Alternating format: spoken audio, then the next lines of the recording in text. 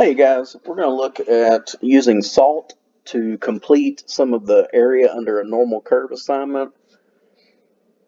Assume that X has a normal distribution with a specified mean and standard deviation.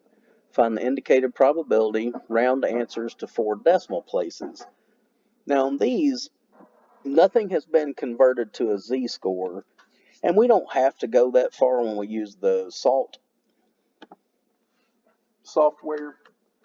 What we do need to be careful, let me grab my notebook, is we do need to pay attention to mean and standard deviation.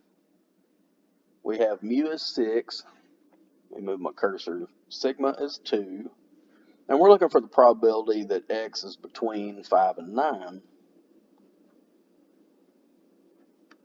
Okay, so when we go into SALT, we keep it on normal distribution, but when you're asked about specifically z values, you keep the mean and standard deviation at 0 and 1.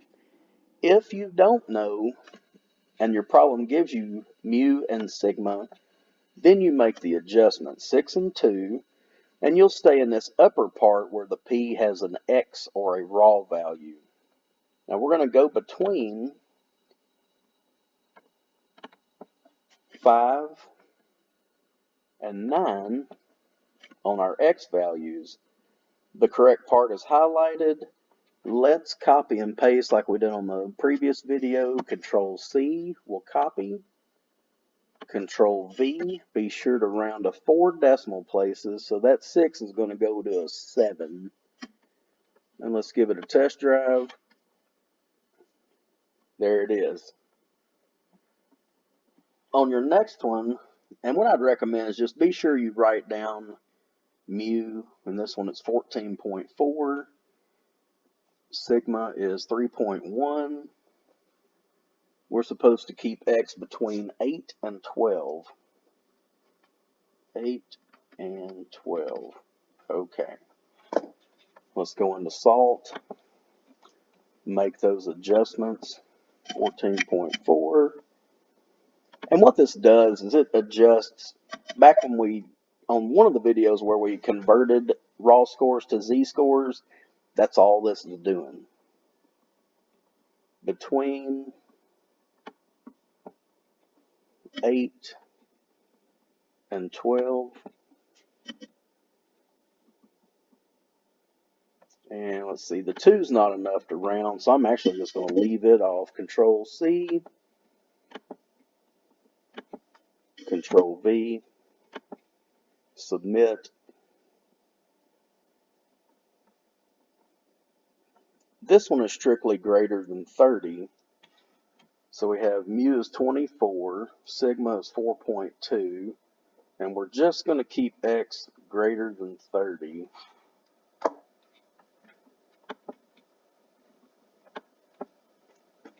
.24, 4.2, and then greater than, that's a right tail. Be sure to switch that. Staying greater than 30, and that carries this area, which we're going to need to round that 5 to a 6.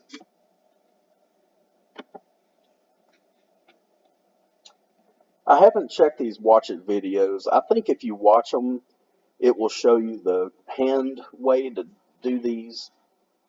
Basically what you do is you convert your X raw score to a Z score, and then you look up a table of values. But since SALT is so powerful, we're just going to use it. It's very efficient.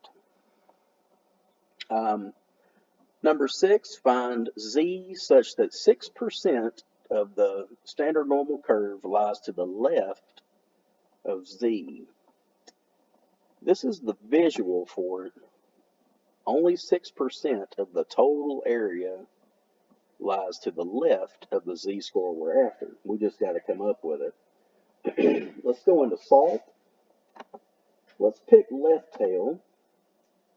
And let's actually modify our area to be 0.06. That represents 6%. Well, that tells us that we have an x value that would need to be 17.47. Oh, we got to come up with a z-score. There it is. I'm going to copy that. Paste it in there. Round to 3, so that 8 makes the 4 go to a 5. Again, the graph, be sure to select it. Okay, we're good to go. 6% lies to the right. That's this graph. I think if we just switch that to right tail, it'll keep the same 6%. So it's 1.55 but positive. See how that works? If you go right, your z is positive. Well, let me rephrase. If z is marked on the right side of the bell curve, it's positive. If it's on the left side, it's negative. I got to be careful how I say that. Okay, so 7's good. Number 8, find the z value such that 90% of the standard normal curve lies between, okay, between would be this visual, 90% as a decimal. Let me switch this to between, and let's make sure that is 90%. 90%. So that is going to be between negative and positive 1.645. I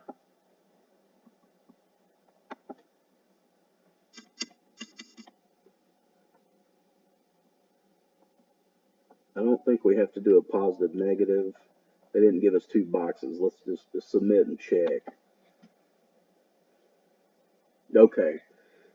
So they want the z value that positive negative of that number cuts off the middle 90. Number 9, a person's blood glucose level and diabetes are closely related. Let x be a random variable measured in milligrams of glucose per deciliter of blood. Suppose that after a 12-hour fast, the random variable x will have a distribution that's approximately normal, with mean, and we're going to need to write this down, mu is 85, standard deviation sigma is 24. After 50 years of age, both the mean and standard deviation tend to increase. For an adult under 50 and a 12-hour fast, find the following probabilities. Okay, so the x is more than 60.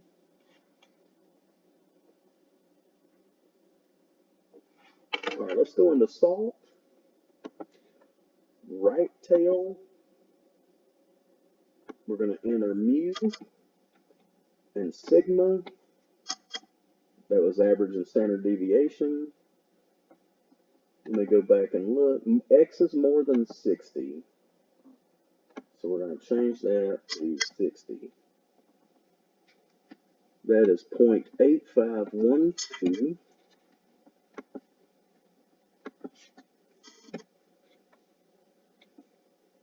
Rounded to 4 places. Okay, less than 110. Less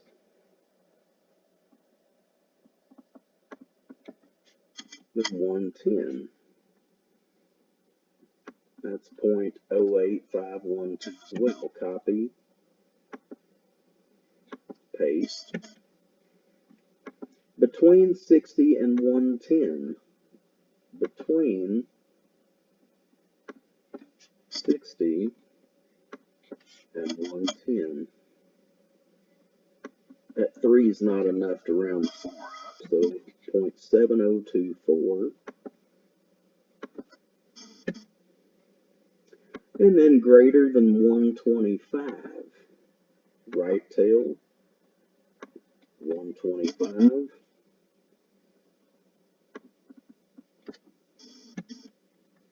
And that's enough to round the 7 to an 8. So the key is be sure that if these are not z-scores, they're just raw values of x, be sure to write down sigma and mu, because your standardized scores, they're not given as z, they're given as raw, but by putting those in, you standardize them while you work. Number 10, Quick Start Company makes 12-volt car batteries. After many years of product testing, the company knows that the average life of a quick start battery is normally distributed with a mean of 44.6 months and a standard deviation of 9.1 months. All right, that's my mu, 44.6. My sigma is 9.1. If Quick Start guarantees a full refund on any battery that fails within the first 36-month period after purchase, what percentage of its batteries will the company expect to replace? And it's a percent. We got to be careful. All right, so 36 left tail, mean is 44.6. Standard deviation was 9.1. And within the first 36 months, they would expect, let me copy and paste this.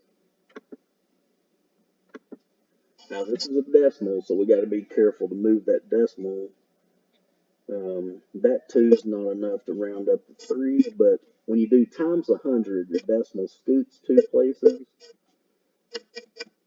So a little over 17% of the batteries would need to be replaced, or they'd fall within that warranty.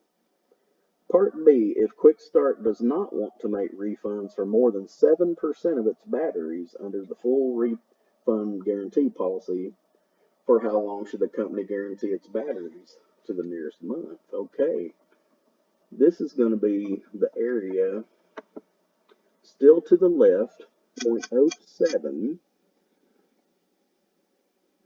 To the nearest month would be 31 months. 0.17 is not around enough to round up, so 31 months.